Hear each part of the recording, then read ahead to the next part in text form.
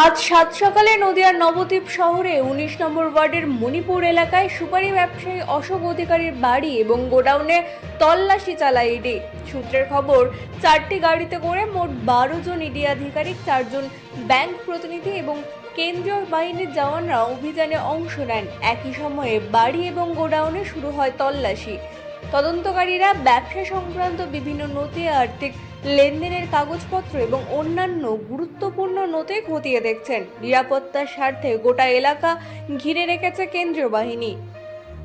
স্থানীয় সূত্রে জানা গিয়েছে, অশোক অধিকারীর অসমে, গৌহাটি, ত্রিপুরা সহ উত্তর পূর্ব ভারতের বিভিন্ন রাজ্যে সুপারির ব্যবসা রয়েছে। সেই ব্যবসা সংক্রান্ত নথিও তদন্তকারীরা পরীক্ষা করছে বলে জানা গিয়েছে। প্রাথমিক সূত্রের খবর, মানি লন্ডারিং সংক্রান্ত মামলার তদন্তের সূত্র ধরেই এই তল্লাশির অভিযান চালানো হচ্ছে।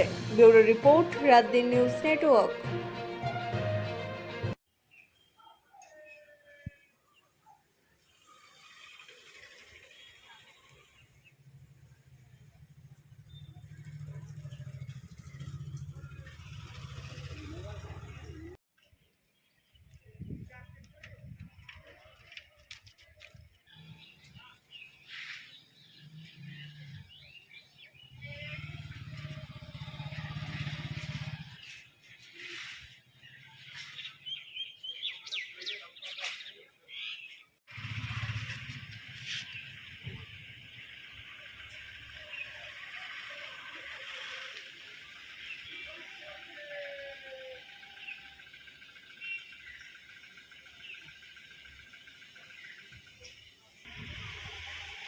ঘোষবাবু,